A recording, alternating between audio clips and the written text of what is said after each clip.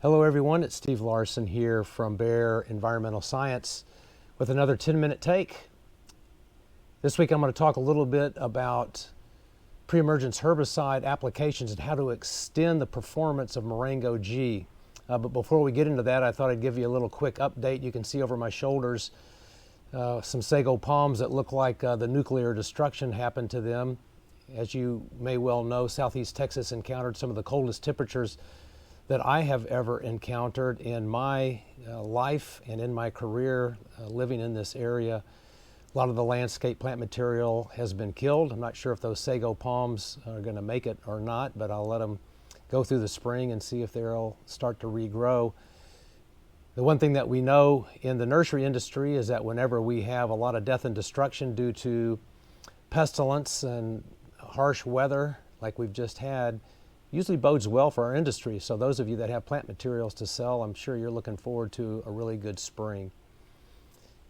So let's go ahead and move on to our presentation and look forward to getting back with you at the end of this, and I hope you find it interesting.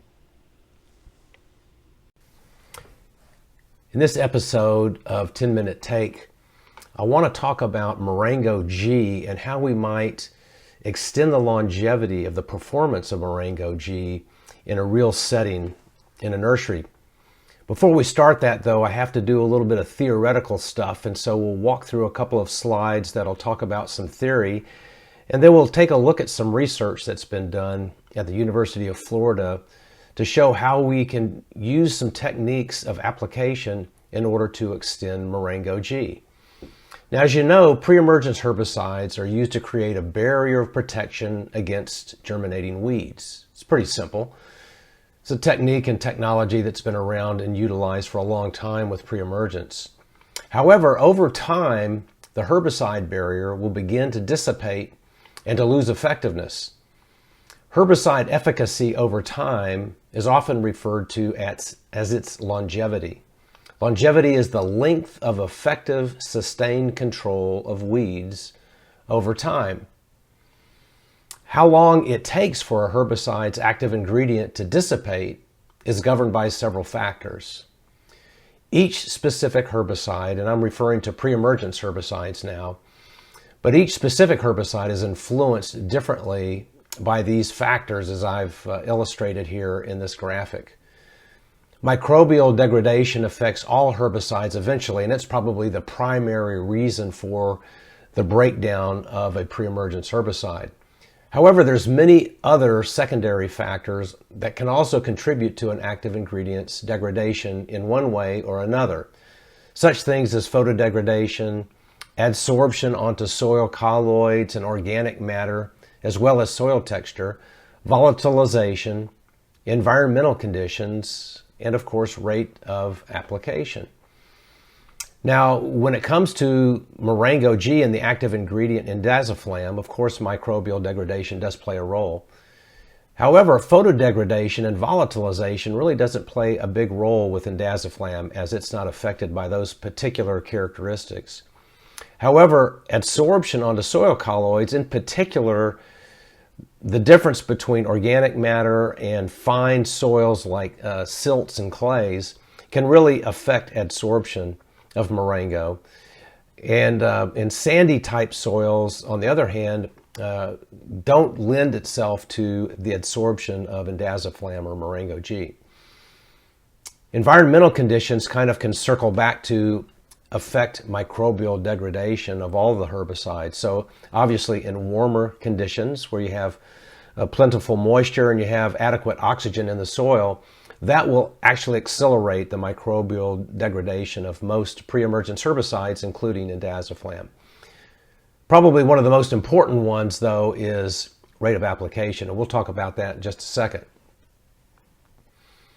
Longevity for indaziflam, again, that's the active ingredient in Marengo herbicides, is largely determined by rate. The higher the rate, the longer it lasts. A question that I get from growers is, why does the liquid formulation seem to outlast the granular formulation? And looking at this example, when both products are applied at their highest labeled rate, the liquid treatment results in more active ingredient. Since rate influences longevity, the liquid treatment isn't necessarily better. It just allows for more active ingredient to be applied. So that's what the math shows us. The high rate of the liquid just results in more grams of active ingredient per acre, as opposed to the highest labeled rate of the granular product. So you might ask, how can a grower get more longevity out of Marengo G? And that's the topic of today's 10-minute take. We're going to take a technique that those in the golf industry have used for many years, which is to take an application of their pre-emergence herbicide and split it into 2 applications. I'll get into the details of that in the slides to come. Let's start here with this graphic that depicts a theoretical concentration of indaziflam and its availability over time when applied at 2 rates. The blue line represents 200 pounds of Marengo G, which is the high rate, and the purple line represents the high rate of liquid application of Marengo at 15.5 fluid ounces per acre. These activity curves, as I mentioned, are theoretical. Factors such as soil texture can influence the performance, or the availability, if you will, of indaziflam over time. These examples shown here are representative of how indaziflam might typically perform. The horizontal gray bar that you see represents the threshold amount of indaziflam that's required to offer effective, sustained weed control of weeds that are listed on our label. Note, as indaziflam dissipates over time and drops below that threshold level in the soil, or that gray bar, you would expect weed control to become compromised. This is typical of all pre-emergence herbicides. In order to get Marengo G indaziflam levels in the soil a bit higher without exceeding the application limits set forth on the label, we're going to take a technique, as I mentioned, that the golf course managers use to extend performance of pre-emergence herbicides, and that's split applications. So rather than make one 200-pound application per acre of Marengo G, which most nurseries would normally do, we can actually apply 2 applications at 150 pounds each, 6 weeks apart, and we can keep indaziflam levels above the required threshold levels in the soil profile and significantly extend the weed control window. Also, by applying 150 pounds of Marengo G per acre, much like you would with any other pre-emergence herbicide, we can actually limit the potential for plant injury because we're using a little bit lower rate. In the next few slides, I'm going to walk you through how we would do this split application. So I'm going to start with the first graphic here that just shows 200 pounds of Marengo being applied in a single application. And this is what you would typically expect it to do in terms of its longevity or its performance curve. I'm going to put side by side with that 150 pounds, because what we're going to try to do is we're going to actually drop the rate back to 150 pounds with our first application. And then we're going to wait 6 weeks, and we're going to make another 150 pound application. And essentially what we do is we take the amount of that first application that's still remaining after 6 weeks. In a sense, we're combining that in the soil with the second application, and now we have sort of a new starting point, as you can see depicted by the curve with the green line. And what you end up with is an amount of indaziflam in the soil that can actually provide a much longer longevity as well as performance over an extended period of time.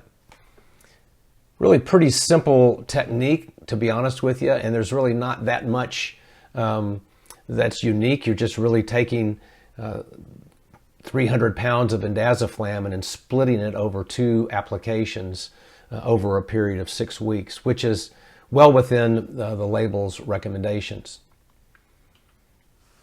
Now I'm going to jump into a few slides that show some results from research that's been done, because let's face it, the curves are theoretical, and let's see if we can put that theory to the test. So we actually ran some trials at the University of Florida, And Dr. Chris Marble actually conducted the trials.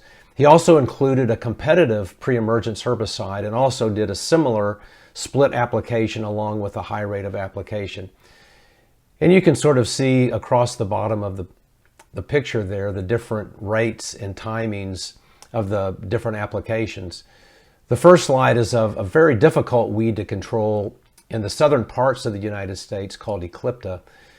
And the first thing you might note here is how well the split application of Marengo G did 16 weeks after treatment. So we're 4 months out now, we're still getting excellent control of Eclipta, a difficult weed to control. And none of the other treatments really lived up to a Marengo split application.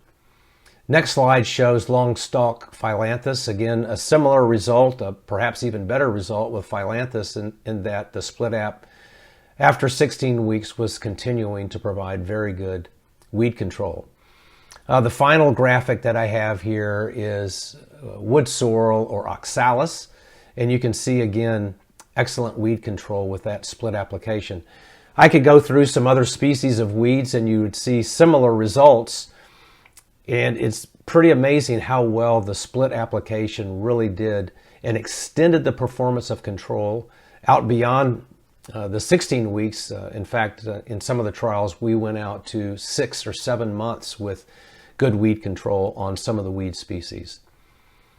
So the take-home message is that you can actually teach an old dog a new trick, and that's just to take a good product, reduce its rate, but add a second application after 6 weeks, the so-called split application, and come up with really good results. And I hope it's a technique that you'll consider trying at your nursery. I would try it on a number of different plant species, see if you like how it works for you, but I think you'll be quite happy with the results overall.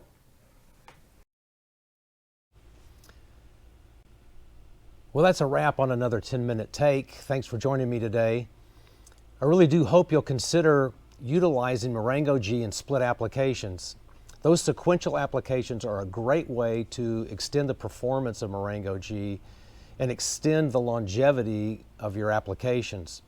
I think you'll be really happy if you give it a try. We'll look forward to talking with you soon. Don't hesitate to reach out to me by phone or by text or by email. I'll leave that information for you here in the closing slide. Take care now.